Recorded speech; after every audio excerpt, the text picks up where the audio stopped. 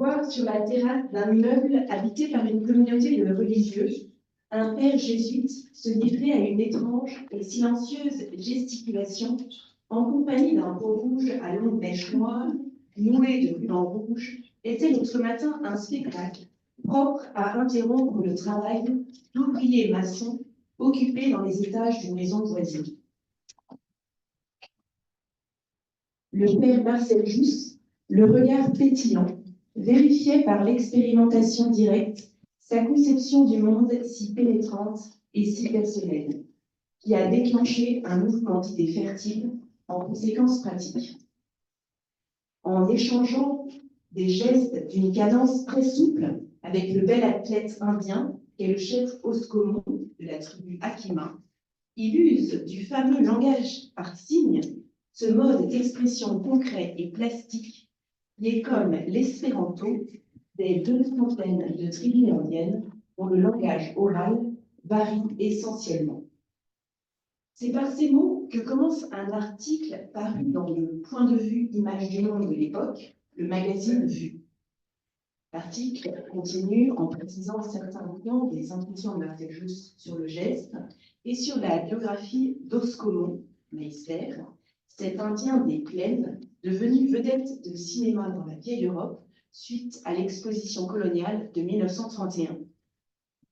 La rencontre de Marcel Jousse et du chef Oscomo se tient en janvier 1932, à l'époque où Oscomo se produit salle d'Iéna. Elle permet à Marcel Jousse de se remémorer une rencontre avec les Indiens d'Amérique lors de son séjour de 18 mois outre-Atlantique d'avril 1918 à septembre 1919. Là-bas, il a rencontré des Indiens dans le cadre de ses missions de formation des officiers américains, notamment au camp Taylor en Caroline du Sud. Il a été invité dans les réserves autour de ce camp et il a pu rencontrer des chefs indiens chez eux. Il a rencontré également la princesse indienne et activiste Sitka Lassin, dont Jousse garde un souvenir appuyé. Et enfin, dans les réserves du Mont Wilson, en Californie, et du lac Salé, au nord de l'Utah, et ensuite à Yellowstone, dans le montagne, qui gardera le souvenir des légendes. En arrivant à Paris et en rencontrant l'abbé Jean-Pierre Rousselot, Marcel Jousse prend du recul sur ce qu'il a vécu aux États-Unis et se rend compte qu'à la manière dont M. Jourdain faisait de la prose sans le savoir, il a lui-même appliqué les méthodes de son maître pour étudier l'homme. Il est parti de l'homme vivant et a choisi des individualités bien spécifiques. Vous voyez ici des extraits de ses cours oraux qui nous relatent cette prise de conscience de Marcel Jousse. Pour étudier les milieux amérindiens, à la manière de mon cher maître l'abbé Rousselot, j'ai fait autre chose que de faire une promenade de touristes. J'ai choisi des individualités amérindiennes profondément imbues de toutes les grandes techniques de leur milieu ethnique. Et les citations, j'employais là la méthode de mon maître Rousselot qui disait « Si vous voulez faire de la phonétique expérimentale, n'allez pas vous promener en amateur à travers le village pour faire parler chacun, mais prenez 2 ou 3 sujets bien choisis, puis travaillez-les à fond. » À la différence d'une étude des populations par panel large permet d'établir des statistiques et de proposer des conclusions, Rousselot privilégie la qualité de l'observation à la quantité des objets, des sujets observés. Marcel Jousse donne ainsi a posteriori un statut scientifique à son observation des populations amérindiennes. Bon, il est vrai que Marcel Jousse a étudié plus une dizaine d'Indiens, alors que Rousselot étudiait les personnes par centaines. C'est juste un petit détail. Ceci dit, cette introduction nous permet de comprendre la dédicace que Marcel Jousse indique dans son style oral. À la mémoire de mon maître de phonétique expérimentale au Collège de France, M. l'abbé Jean-Pierre Rousselot, est esquisse d'un travail qui l'encouragea et pieusement aidé. Jean-Pierre Rousselot est mort très peu de temps avant la publication du style oral. Mais c'est un aspect de méthode qui est honoré dans cette dédicace, mais également du traitement des sources de Marcel Jousse. Nous proposons de présenter dans cette intervention, d'approfondir en tout cas cet axe dans cette intervention. Nous demanderons plus précisément quel est le statut du style oral dans la vie et l'œuvre de Marcel Jousse, car selon la citation que beaucoup de commentateurs de Jousse citent régulièrement, l'histoire de ma vie est celle de mon œuvre, et l'histoire de mon œuvre est celle de ma vie. Pour répondre à notre problématique générale, nous nous arrêterons sur un corpus assez précis, le christocentrisme, qui est un inédit présent dans les archives de l'Institut catholique de Paris, de notre ouvrage, Études de psychologie linguistique, le style oral, rythmique et ménéotique chez la Hauteur, les recensions scientifiques et académiques du style oral de 1925 au début des années 30 et l'anthropologie du geste de Marcel Jousse, 1969. Je vois que j'ai fait une erreur pour la date du christocentrisme, c'est environ 1920. Le plan, pour avancer, je propose de partir de l'introduction de ce cours qui a eu lieu le 20 décembre 1934 à la Sorbonne. Je vous dis, la prochaine conférence aura lieu le 6 janvier 1935, et ce chiffre m'oblige à faire en face de vous une sorte d'examen de conscience. Il y a 10 ans, à pareille époque, j'étais en train de corriger les épreuves de mon étude sur la psychologie du geste. Et son introduction se divise en 2 parties qui nous permettent de diviser notre propos en 2 parties. D'une part sur la méthode et les sources du style oral, et deuxièmement sur la réception critique du style oral. Donc, dans cette introduction, je continue. Depuis 20 ans, c'est moi qui rajoute 1914, j'ai essayé de saisir la grande loi de la mécanique humaine. Jusqu'à 25 ans, je m'étais surtout orientée vers la mécanique céleste. Et cependant, je sentais que l'homme était plus inconnu encore que l'univers. Et c'est pour cela que pendant 20 ans, j'ai essayé d'esquisser ce plan de recherche que j'ai exposé en 1925 dans les archives de philosophie. J'étais un peu inquiet, il est toujours difficile, même quand on a beaucoup travaillé, de savoir exactement ce qu'on a trouvé. J'avais travaillé en phase des faits, et exclusivement en phase des faits. Et j'attendais. Alors, on va revenir un petit peu sur l'aspect géographique du coup que Jousse met en exergue jusqu'à 25 ans, de sa naissance, 1886, à 1912 environ. Vous voyez une photographie de la voûte céleste. En effet, Jousse nous dit que son premier souvenir ressemble à cela. Un de mes premiers souvenirs, j'étais dans une petite voiture, je devais être tout petit. Je sais en tout cas que maman me poussait le soir dans ma petite voiture. J'avais les yeux ouverts, j'ai vu un grand ciel avec des étoiles. Voilà mon premier souvenir, le grand ciel étoilé. Est-ce cela qui m'a donné cette grande tendance vers l'étude de la mécanique céleste? C'est Jousse qui se pose cette question en 1937. En tout cas, cet intérêt pour les étoiles a sans doute été enrichi par ses études, notamment scientifiques, par la lecture quand il était au lycée des livres de vulgarisation d'Henri Poincaré, comme La science et l'hypothèse, et son service militaire et la formation qu'il a reçue par les polytechniciens à l'affaire dans l'Aisne. Vous voyez qu'entre les courbes des étoiles et la manière dont on gère la balistique, il y a des choses qui peuvent être assez similaires. Donc, jusqu'à 25 ans, je vous le mets comme ça, vous avez donc sa formation initiale dans les humanités, au petit séminaire et au séminaire lycée, au séminaire de Bayeux et à l'université de Caen, 1908-1909, cette formation scientifique, et ensuite, Noël 1912, il a été ordonné prêtre, 1913, il est rentré au noviciat chez les jésuites. Les noviciats 1, parce qu'il y a 3 années de noviciat chez les jésuites, la deuxième année, il la fera après la Première Guerre mondiale, et la 3e année, à la fin des années 20, c'est ça le 3e an. Depuis 20 ans, donc depuis 1914, que s'est-il passé? Marcel Jousse, à 28 ans, part dans les tranchées. Il est confronté au mystère de la mort tout court, il tue lui-même, il médite sur le prix de la vie face à toutes ces petites croix que l'on voit dans les cimetières. Et le prix de la vie est un livre d'Olé la Prune que lui a prêté le frère d'Écoux, un jésuite. Et quand on le lit, on retrouve énormément d'interrogations que Jousse pose, notamment cette grande question: quelles sont les lois universelles qui régissent l'humanité? Ce livre, ceci dit, est empreint de spiritualité, mais s'essaie à des liens entre biologie et spiritualité. Il convient d'avoir en tête cette lecture de Marcel Jousse pour comprendre ce qui se passe quand il arrive aux États-Unis, parce que son courage a un petit peu effrayé ses chefs qui l'ont envoyé dès que c'était possible à Saumur pour former les officiers américains. Et comme ça se passait très bien, il a passé uniquement 3 mois à Saumur et a été vite envoyé directement outre-Atlantique pour continuer cette mission de formation. Là-bas, il arrive en plein dans la ségrégation et il est confronté à une culture nouvelle qui ne traite pas tous les humains de manière égale. C'est différent de ce qu'il a pu vivre en France, parce que dans l'armée, vous pouvez très bien avoir un officier noir, que vous avez en général, il n'y a aucun souci pour ça. Il le raconte d'ailleurs une fois dans ses cours.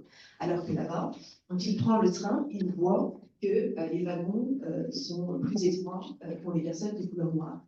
Il va prêcher dans des églises réservées aux Noirs. Il se demande comment est-ce que lui, un blanc, il ose faire ça. Lui ne voyait pas le problème. Il est particulièrement marqué intérieurement par ça. Et il est marqué également par cette phrase de Zig Kalatza qui lui dit que nous, les rouges, nous, les Indiens d'Amérique, les Native People, nous allons mourir de votre soi-disant civilisation parce que vous ne nous considérez pas. Ça le marque énormément. Du coup, quand il arrive durant l'été 1919, l'été de ses 33 ans, au Mont Wilson en Californie, dans le cadre d'un tour des États-Unis qu'il fait à la demande de l'archevêque de New York pour récolter des fonds pour la reconstruction des églises françaises détruites par la guerre. Il passe à peu près 15 jours au Mont Wilson. Il se trouve que c'est une colline au-dessus de Los Angeles où, à l'époque, il y a non seulement un observatoire, mais tout un espace de villégiature qui aujourd'hui a disparu. Mais nous avons encore un observatoire, ces grands télescopes absolument magnifiques. Et il vit là-bas le drame de sa vie et il voit notamment Henry Hall qui incarne ce qu'il pourrait devenir. Et face à ce savant, se pose la question: est-ce que je réponds à mes amours de jeunesse et j'étudie l'astronomie, ou est-ce que, étant donné tout ce que je viens de vivre depuis mon arrivée dans les tranchées, j'étudie les lois de l'anthropologie? Il se pose vraiment cette question. Il semble dire dans ses cours que c'est à ce moment-là qu'il donne une réponse à cette question et qu'il choisit l'anthropologie. Ceci dit, on retrouve dans les archives des méditations cosmiques dans les années 1919-1920. Il revient effectivement en France en septembre 1919, on n'a pas la date précise, et il arrive à Beaumont-sur-Oise pour finir sa deuxième année d'officier. Il refait des exercices spirituels et nous avons des poèmes, par exemple la gravitation universelle, l'agonie Vega, qui nous manifestent qu'il est dans cette méditation plurale. Et nous avons également ce manuscrit dont je vous ai dit quelques photos, le christocentrisme, essai sur le système du monde des âmes. C'est, à mon avis, une pièce très intéressante, en tout cas pour nous, car c'est le côté théâtre de Chardin de Jousse qui s'éteindra après. Et vous voyez ici la représentation cosmique du système des âmes avec le Christ au centre. Et c'est très intéressant pour nous qui étudions le style oral de faire une comparaison entre ce manuscrit et le style oral, parce que vous avez des ressemblances. Et ces ressemblances, ce sont des ressemblances de méthode. En effet, dans les deux œuvres, vous avez un plan apparent très précis. Et vous avez des citations extrêmement longues et également des passages écrits directement de la main de Jousse avec des synthèses personnelles. Les différences principales, c'est que le christocentrisme propose des sources principalement d'auteurs spirituels, surtout d'ailleurs des pères qui ont fait des conférences à Notre-Dame de Paris, Joseph Félix, Hans Fabré, Frédéric William Faber, etc., ou des auteurs de spiritualité comme Inès de Loyola, qui l'a connu chez les jésuites, ou François de Sales, qui a découvert surtout quand il était au séminaire à Bali. Donc ça, ce sont ces sources dans le christocentrisme, etc. Dans le style oral, les auteurs cités par Jousse, même quand il s'agit de religion, sont des auteurs scientifiques. Je donne un exemple, par exemple, vous avez la citation du dictionnaire biblique de Vigo. C'est d'ailleurs énormément d'articles, 25 articles. Dans la biographie, c'est juste une ligne, mais il se réfère constamment à ce dictionnaire qui était édité chez Ligne et qui est une référence scientifique, absolument pas spirituelle. Vous n'avez pas de référence à tous ces auteurs spirituels qui ont forgé son imaginaire, mais qui n'apparaissent plus de façon explicite, en tout cas dans le style oral. Donc il y a un choix de Marcel Jousse scientifique dans le style oral. D'où vient ce choix scientifique? Et bien, tout simplement de ce qui lui est arrivé après cette deuxième année de noviciat, on le voit, 1922, fin de sa formation scolastique à Jersey. Il a d'abord été formé au séminaire diocésain en Normandie et il a choisi d'intégrer les jésuites alors qu'il était déjà prêtre. Mais il y a une différence entre la formation diocésaine et la formation chez les jésuites et les dominicains ou les grands ordres religieux, et qu'il y a une importance qui est donnée à la philosophie, qui n'est pas présente dans le séminaire diocésain. Donc il faut qu'il rapporte cet aspect de la formation, et c'est pour ça qu'il part pour 2 ans de scolastica à Jersey.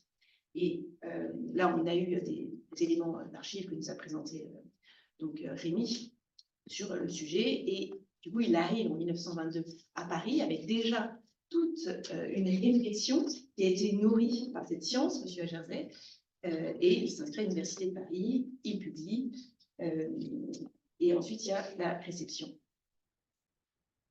Vous avez la maison Saint-Louis à Jersey.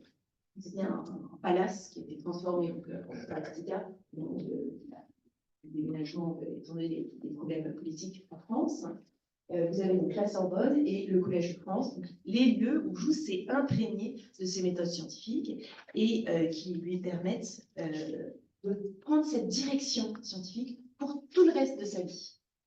On trouvera quand même des citations d'auteurs, de prédicateurs à Notre-Dame, parce que je pense que chez Jousse, il a toujours souhaité avoir une action apostolique en termes de prédication qu'il n'a jamais eu, vu qu'il était à l'université, à la Sorbonne, à l'école pratique des hautes études, à l'école d'anthropologie, au laboratoire de pédagogie. Toujours est-il que la publication du style oral, et ça c'est quand même très important de le dire maintenant, et vous comprendrez mieux pourquoi après, a été encouragée par les jésuites. Tout d'abord par le père Joseph Daniel. Ce père Joseph Daniel a été un maître de Marcel Jousse à Jersey. Peut-être qu'on pourrait approfondir la discussion avec Rémi, car Marcel Jousse, le 25 mai 1937, nous dit « Mon cher maître en psychologie, que je suis très heureux de saluer ici, le révérend père Daniel, a été un des premiers à me dire « Mais vous avez raison, publiez votre travail, publiez n'importe où, fût-ce même dans le pèlerin de la bonne presse. » Il se trouve que Gabriel Baron, dans ses mémoires, rapporte l'arrivée de Joseph Daniel un jour à un cours de Marcel Jousse pour lui signifier qu'il n'enseignerait plus à Jersey après les 3 mois de cours qu'il a pu donner en 1934, en 1935 et en 1937. 1926, à l'automne 1937, il ne reviendra plus donner de cours, à Jersey. Est-ce que c'est ce jour-là que le père Daniel lui a donné? C'était une hypothèse que je posais, mais on approfondira ça en fonction de l'identité exacte des 2 pères Daniel dont nous avons parlé. Il y a également le père Pedro Deco. Donc, le père Pedro Deco était le bibliothécaire de Jersey. Et je salue la présence amicale d'un arrière-petit-neveu de Pedro. Et donc, il était l'un des fondateurs des archives de philosophie avec le père Soulier. Donc, c'est lui qui ouvre ses colonnes à Marcel Jousse, celui qui l'a connu pendant 2 ans à Jersey. Vous avez le père de Grand-Maison, que Jousse rencontre quand il arrive à Paris. Ils se rencontrent et ils discutent beaucoup. Et dont vous avez déjà lu des lettres qui manifestent son soutien, et ainsi que le père Albert Condamin, qui était un spécialiste de la poésie biblique et qui va écrire également, on voit la signature d'Albert Condamin, on a un certain nombre de lettres aux archives de ce père qui donne, à la manière du père de Grandmaison, des conseils vraiment précis à Marcel Jousse pour que ses travaux soient reçus. Donc, c'est vraiment quelque chose de la publication du style oral qui engage la compagnie. Jousse n'est pas seul quand il publie le style oral. Ce style oral a été publié d'abord dans l'avant-propos, dans lequel on peut lire cette citation de la place. Les découvertes consistent en des rapprochements d'idées susceptibles de se joindre et qui étaient isolées jusqu'alors. En fait, la place ne dit jamais ça, mais par contre, on trouve dans ses livres plusieurs endroits où cette idée est exprimée. Et Jousse l'argumente à sa manière. Et une argumentation finalement par analogie, et Jousse va passer son temps à faire cela, pendant ses années d'enseignement également. Il va rapprocher des idées qu'il trouve effectivement épaves dans des livres de psychologie d'une part, dans des livres de littérature d'autre part, ou dans des livres d'exégèse et autres, et il va les rapprocher et proposer ces théories. Le présent fascicule rapprochera simplement des textes de spécialistes, en se permettant d'y introduire entre projets une terminologie unique, indispensable à la clarté de l'ensemble, sans pourtant trahir la pensée des auteurs. C'est une citation faite comme l'existe, aussi impersonnelle que possible, des études de psychologie expérimentale et ethnique que nous poursuivons depuis 18 ans. Alors ça, c'est tout à fait intéressant parce que Jousse utilise donc la terminologie unique. Il semble que les mots de terminologie lui étaient suggérés par Delacroix, il en a entendu parler là, et c'est bien une terminologie et non des néologismes. Parce que nous, quand nous regardons cette liste de vocabulaire que Jousse met entre projets, le geste, la gesticulation, spontané, verbomoteur, composition rythmée, récitative, geste rythmique, la rythme, geste propositionnel, attitude mentale, papyrovore, perroquétisme. Tout ça, c'est des mots que nous n'utilisons pas au quotidien aujourd'hui, mais en 1925, c'était la même chose. Quoique, petite exception sur la notion de rythme, qui, à mon avis, dans l'univers du début des années 20, avait à peu près le même statut que le mot résilience dans l'époque actuelle. On met le mot résilience à toutes les sauces. À l'époque, on mettait le mot rythme à toutes les sauces.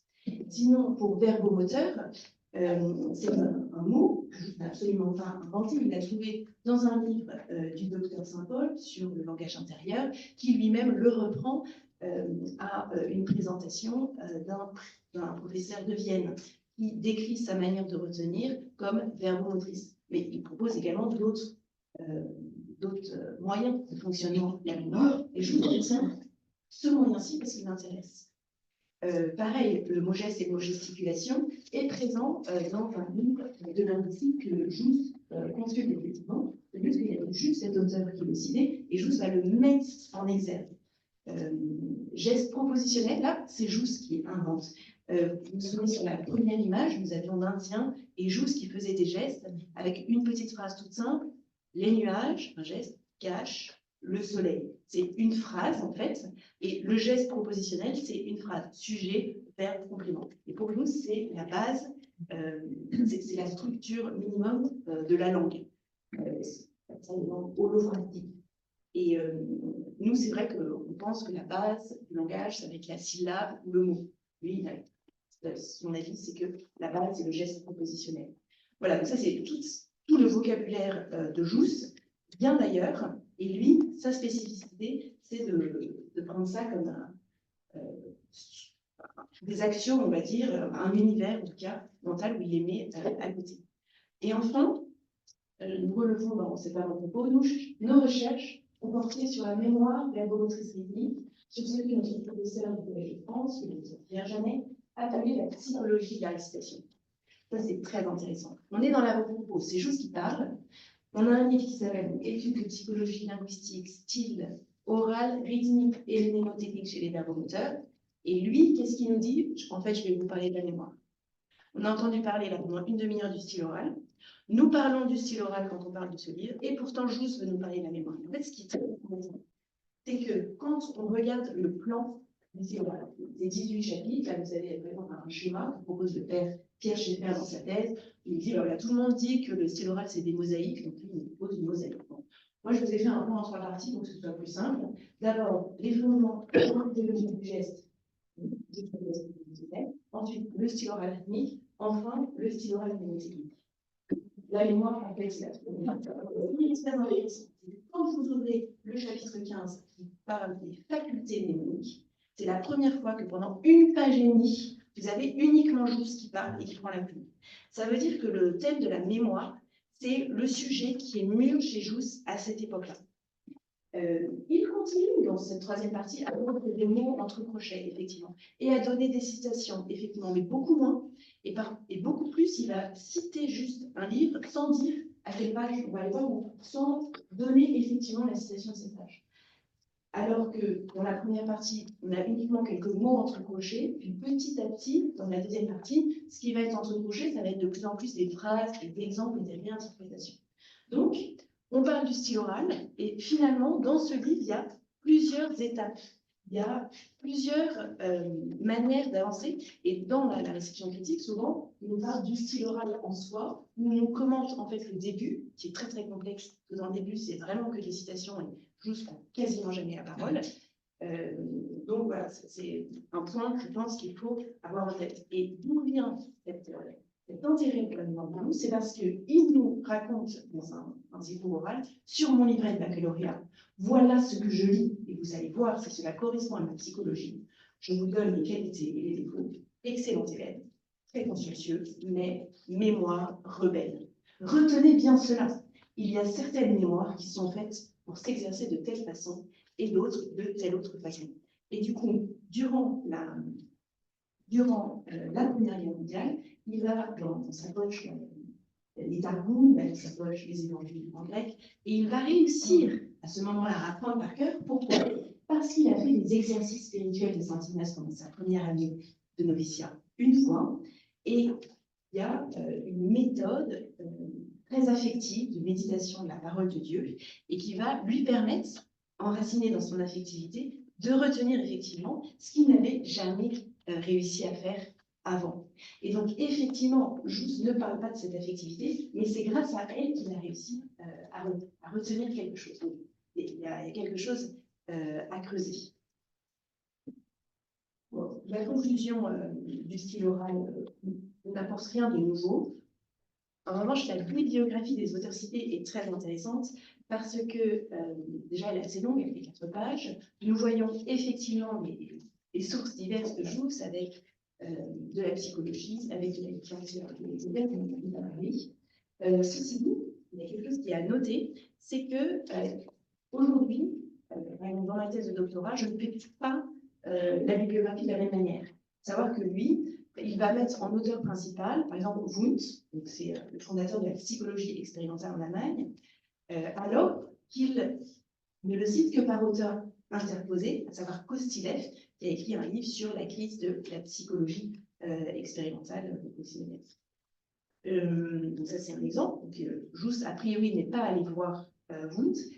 Ça n'est pas parce qu'un auteur est cité par auteur interposé que Jousse n'est pas à l'identifier, parce que toujours chez Kostylev, il y a une citation de Luel, un docteur qui a écrit un livre sur la vision, et Jousse va corriger les numéros de page de la citation faite par Kostylev. Donc, ce qu'il faut retenir de ça, c'est qu'il conviendrait de faire une édition critique du style oral pour y voir plus clair sur ce qui relève de faute de frappe de Jousse, parce que, par exemple, si vous essayez de chercher les articles du Père Lagrange qui sont indiqués en bibliographie, il y en a au moins un que vous ne trouverez jamais parce qu'il ne donne pas la bonne année. Donc, il faut aller voir l'année d'avant pour avoir effectivement accès à l'article dont Jousse parle. Et des petites nuances comme ça pour savoir exactement de quoi on parle. Concrètement, dans le style oral, on a les prémices de l'œuvre de Jousse, et je vous propose rapidement, avant de passer à la deuxième partie, ce que vont devenir les intuitions de Jousse dans le style oral dans l'anthropologie du geste. Le geste mimique va devenir la loi du mime. Le geste propositionnel va devenir le geste interactionnel. Donc, on voit que juste parler du langage, la proposition, ça devient l'interaction, donc ça englobe tout le corps. Le parallélisme et les situations devient le bilatéralisme. Les formules clichés vont être formulistes. Faculté mnémonique, j'ai mis idem. Je me demande si ça ne serait pas un laboratoire de prescription. À voir. Exemple pris dans tous les milieux ethniques avec un certain relativisme, supériorité du milieu ethnique palestinien. Ça, c'était la première chose, prémisse de la production dans le style oral, et une réponse à la modernisme, sur le bandeau commercial qui figurait autour du style oral, dans les librairies, vous avez l'annonce de la réponse à Oisy que constitue le style oral d'après Jousse, dont on a déjà parlé. Ça 5 minutes. Donc, concrètement, la réception critique du style oral, tous en parlent. Il serait intéressant de regarder pendant quelques instants ce que ce premier travail, je pourrais dire, c'est le premier point de recherche à donner parmi le monde scientifique. Orientaliste, ioniste, stylistique, rythmique, psychiatrie et pédagogie. Juste, en fait, donne un aperçu très large, mais toutes ces personnes qui sont citées n'ont pas fait un travail académique de lecture du style oral. Beaucoup, par exemple, si vous prenez psychiatrie, docteur Morval, docteur Dumas, en fait, reprennent le vocabulaire de Jousse, et Jousse prend ça comme une validation de ses thèses. Est-ce qu'ils ont étudié à fond et est-ce qu'ils ont proposé une critique? Non. En fait, on prend des démonstrations de Jousse comme valables, alors même qu'un certain nombre d'articles critiques disent qu'il reste encore beaucoup de choses à démontrer. On va continuer. Il y a une réception immédiate du style oral. Et là, je vous propose maintenant, il y a une lecture thématique chez vous. Je vous propose une lecture chronologique de la réception du style oral. Réception immédiate, Léonce de Grandmaison dans la revue d'études, qui fait une recension. Antoine Meillet dans le bulletin de la Société linguistique de Paris. Alfred Loisy dans la revue Critique d'histoire et littérature.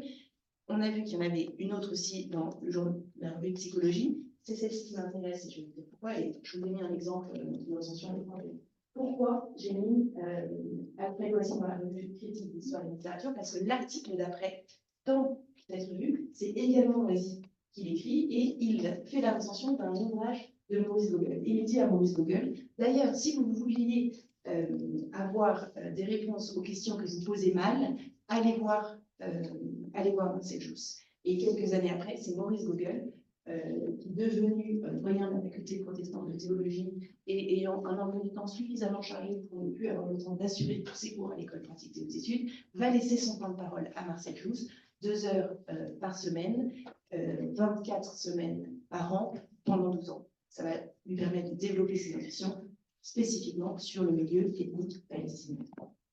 1927, on s'arrête, qu'est-ce qui se passe? Jousse est invité à Rome pour donner des conférences, une conférence pour être dit, grâce à la chemise du père de Grandmaison, qui a un certain contre-vent. Il présente donc ses thèses, et d'après Mariès, un des frères de Marcel Jousse, l'accueil est scandaleusement triomphal, parce qu'après une conférence, on l'invite à en donner une deuxième le dimanche d'après, et une troisième le dimanche d'après. Il revient à Paris, il a un article dans la cour. En même temps que vous avez cet aspect, vous avez Frédéric Lefebvre qui, grâce à l'événement, dont on a déjà parlé, découvre Marcel Jousse. Il avait vraiment fait juste une note de bas de page. Frédéric Lefebvre qui cherche, tombe sur l'ouvrage de Marcel Jousse, cherche à le rencontrer, une amitié naît. Il va vraiment devenir un prophète de l'œuvre de Marcel Jousse dans tout Paris. Il écrit des articles qui vont être édités dans ce volume. Il va interviewer Marcel Jousse avec Pierre Janet et il va parler de Marcel Jousse avec notamment Blondel, et ça lui donne l'avis de Blondel sur l'œuvre de Marcel Jousse. Suite à cette œuvre apostolique, suite à la renommée de Rome, vous avez une explosion des interventions académiques. Là, je vous ai mis que des articles qui font, on va dire, entre 15 et au moins 15 pages. Si ce n'est plus, Robert de Souza, il y a au moins 5 articles qui se suivent dans le Mercure de France. Je vous les ai rangés par thème. On n'a absolument pas le temps de les détailler, ça je sais bien. Mais ce qui est intéressant, c'est que ça, ce sont vraiment des études précises avec des suggestions qui sont faites à Jousse. Il faudrait maintenant apprendre à écrire normalement. C'est quand même un peu compliqué, mais il y a ça qui est positif. Voilà, il y a tout ça. Et je vous ai mis donc le théâtre des Champs-Élysées parce que tout ça, ça a lieu dans cette ambiance où Jousse fait des représentations d'apprentissage de l'évangile par des enfants. Ils chantent et c'est un petit peu original. Donc, vous savez, notamment les Philalettes de la vie intellectuelle. Il commence en disant, en gros, je vais vous parler de la baptisée d'un auteur, mais c'est vraiment n'importe quoi, parce que juste qu'on voit au théâtre des Champs-Élysées. Donc, c'est clairement un auteur à charge, un collectif à charge. Mais ce qui est intéressant, c'est qu'il y a des objections auxquelles Jousse ne répondra jamais. Pour ça, question conspiration du silence à partir des 30, c'est une vraie question, parce qu'il y a ce manque de communication de Marcel Jousse. Il y a cette querelle avec Sylvain dont on a déjà parlé, je ne vais pas revenir dessus, mais en gros, alors que ses frères l'ont vraiment encouragé au début, l'ont encouragé à publier aux archives de philosophie, et on a tout fait pour que ce soit possible, et bien la querelle avec Sylvain, les réactions face à ces présentations au théâtre des Champs-Élysées font qu'il y a des choses qui se grippent. Et en fait, c'est un petit gars de la campagne qui n'avait pas les codes de la vie parisienne. Et du coup, c'est insupportable pour ces jésuites qui viennent de Franklin, qui viennent de ces grands établissements, et qui, eux, savent. Il y a un peu quelque chose de cet ordre-là. Que ça, mais aussi. Ensuite, il y a des échos moraux, à partir de 1931, donc conférences, puis cours. C'est vrai que ça lui prend tout son temps. Donc il part dans l'oralité, c'est plus simple pour lui. Il dit, j'écrirai après. Comme il y a juste des mémoires qui reprennent c'est une raison. D'autre part, le livre est épuisé au bout d'un moment. On ne peut plus avoir accès au style oral. Il faut attendre 1881 pour que Gabriel Paron propose une nouvelle édition quasiment continuée. Elle a juste changé quelques paragraphes de place, mais bon, voilà, il n'y a pas d'études approfondies dessus. Donc, conspiration du silence, oui, en un sens, parce que nous n'avons plus d'article public, mais nous n'avons pas de réponse de Jousse, parce qu'il y a une réponse de Jousse qui est attendue, qui nous est jamais. Conclusion. Cette publication constitue le point de départ scientifique de son œuvre. J'espère avoir réussi à vous le montrer, à faire la comparaison avec le christocentrisme, en vous présentant des aspects de la construction de sa pensée et de sa bibliographie. D'autre part, c'est une œuvre qui le fait entrer dans la vie publique de l'intelligentsia de son époque, parce que avant la publication de ce livre, Marcel Jousse n'était absolument pas connu, et voilà, il n'y avait aucune raison que nous réunissions ici 100 ans après, au début de l'année 1925. Étant donné la deuxième partie de sa vie, il a pu faire connaître sa pensée de façon plus large, même à l'étranger, à Rome, à Oxford, et surtout, cette entrée dans la vie publique lui permet de développer un réseau d'amitié en dehors de l'ordre jésuite. Est-ce qu'il y a un jésuite parmi nous? Et Noël est parmi nous? Non. Vous voyez, c'est un exemple de l'héritage de ce réseau d'amitié extérieur à l'ordre jésuite que Jousse a développé et qui lui a permis d'enseigner à la Sorbonne et à l'école d'anthropologie, donc à l'école pratique des hautes études grâce à l'anglais, et au laboratoire de rythmopédagogie grâce à la fondation dont le docteur Morlas était le président. En petite ouverture, j'espère vous avoir convaincu qu'il est nécessaire de soumettre ce travail pour une édition critique de ce livre. Merci.